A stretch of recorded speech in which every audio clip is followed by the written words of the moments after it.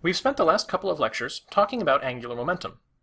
From the quantum mechanics perspective, we ended up talking about a total angular momentum operator L squared and a z component of angular momentum operator L sub z. These two operators gave us a certain algebraic structure, and we ended up with quantum numbers L and M. The allowed values of L were either integers or half integers.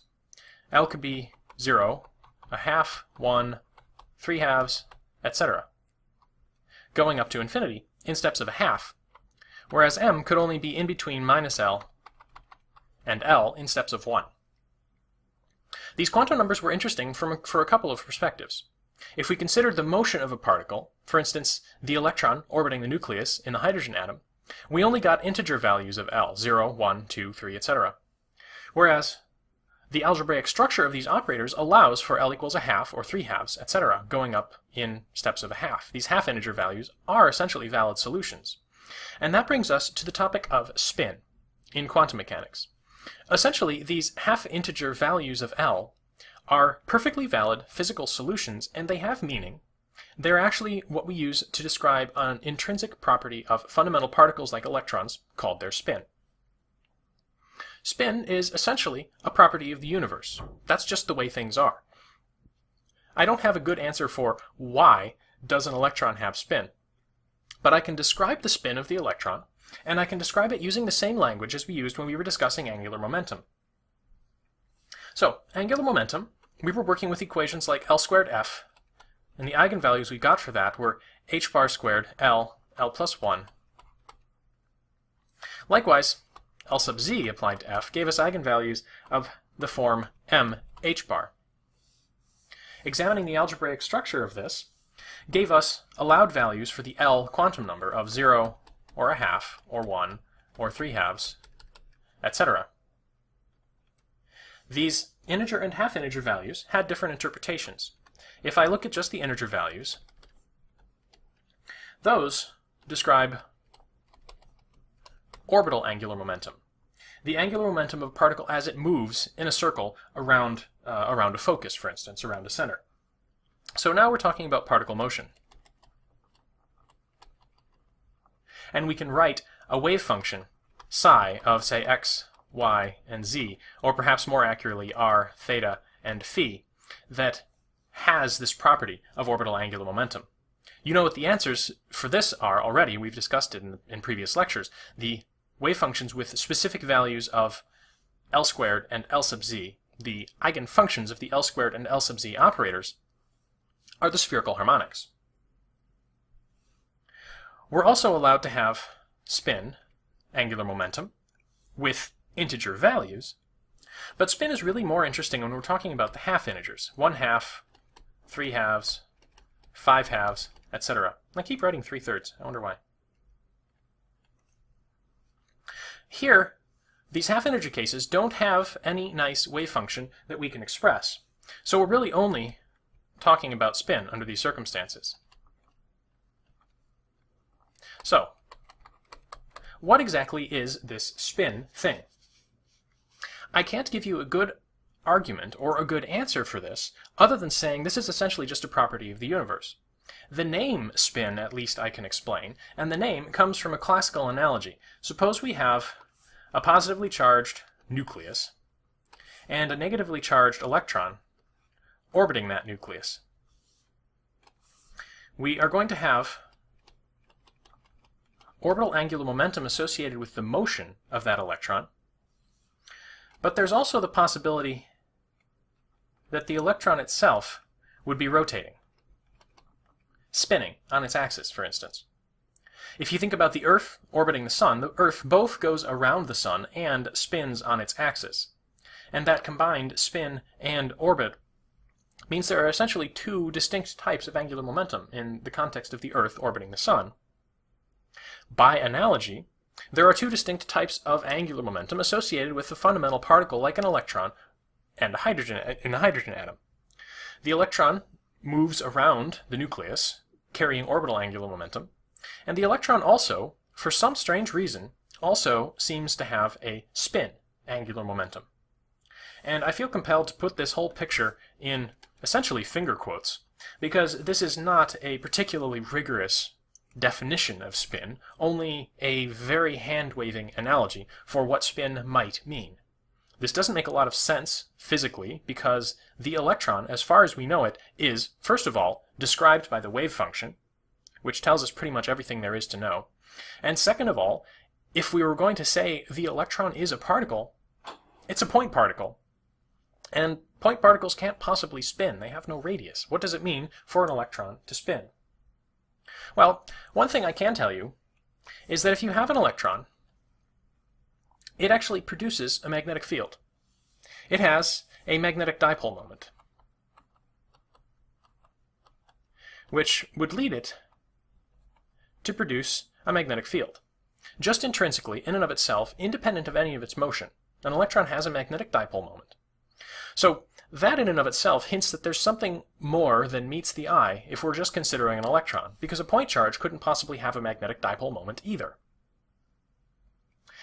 These fundamental particles and their spin, really this is getting into the details of particle physics, but in particle physics, particles are divided up into two classes, fermions and bosons. And we'll talk more about what this means later on. It has really astonishing implications for whether or not particles play well with each other in some context. But fermions are particles with these half-integer spins, whereas bosons are particles with integer spins. Most of the particles you're probably familiar with, the electron, the proton, and the neutron, are fermions. Another particle that you're probably familiar with, the photon, the quantum mechanical particle of light, that thing that's emitted when a hydrogen atom undergoes a transition from, say, n equals 3 to n equals 2, is a boson. It has a quantum mechanical spin of 1, actually. Neutrinos, which we learned about a couple of lectures ago when we were talking about neutrino oscillations, are fermions. They have spin 1/2. Bosons, the W and the Z, these are particles that are associated with the weak nuclear force, the gluon being a particle that's associated with the strong nuclear force, and everyone's favorite particle these days, the Higgs boson, has integer spin. There are other compound particles. Protons and neutrons are not simple discrete particles. Protons and neutrons are composed of quarks and gluons. Alpha particles and carbon-12 nuclei, these combined particles also have an overall spin associated with them. And you can imagine, since they're compound particles, their overall spin has a structure in and of itself.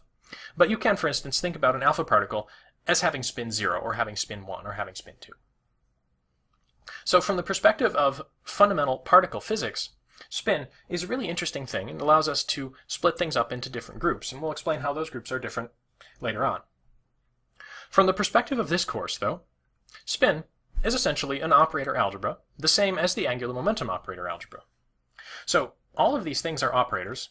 S squared is an operator, S sub z is an operator, and these operators obey commutation relations the same as the commutation relations for angular momentum.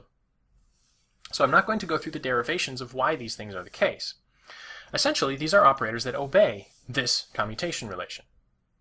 This is a very strange statement to make, though, because when we talked about angular momentum commutation relations back in the context of orbital angular momentum, we wrote out differential operator expressions for S sub x. S sub z, for instance, had a partial derivative with respect to phi in it. S sub z, in this context, no longer has any partial derivatives in it, because this is now solely acting on these states in the Hilbert space. And I'm writing them as kets now, S and M. S takes the place of the angular momentum quantum number, total angular momentum quantum number L, and M here, which is often written as M sub S, but I'm just going to write it M in keeping with the notation in the textbook, refers to the M counterpart in the spin operator algebra of the M quantum number in the angular momentum operator algebra. So these are the operator algebras we get, and the spin and S and M quantum numbers have the same sort of structure. S could be 0, or 1/2, or 1, or 3/2, etc. There's that 3/3 again. And I should really distinguish this as a lowercase s to distinguish it from the uppercase s's, which are operators. And M, the other quantum number, which can vary from -s up to s in steps of 1. So this is the spin setup that we're going to be working with. And believe it or not, this rather abstract mathematics actually makes testable real-world predictions. Most of those predictions come from the fact that this spin is associated with a magnetic dipole moment of a fundamental particle like an electron. And, well, we'll talk about that in a couple of lectures. For now, this is setting the stage for the mathematical structure of half. These half-integer values are essentially valid solutions. And that brings us to the topic of spin in quantum mechanics. Essentially, these half-integer values of L are perfectly valid physical solutions, and they have meaning.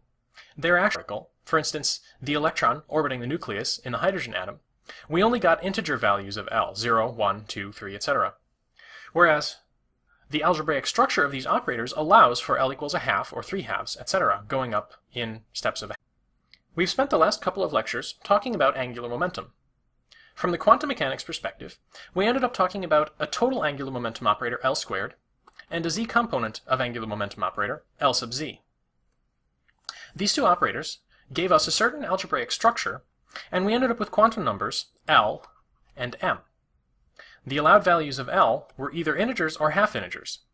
L could be 0, a half, 1, 3 halves, etc., going up to infinity in steps of a half, whereas M could only be in between minus L and L in steps of 1. These quantum numbers were interesting for a couple of perspectives. If we considered the motion of a particle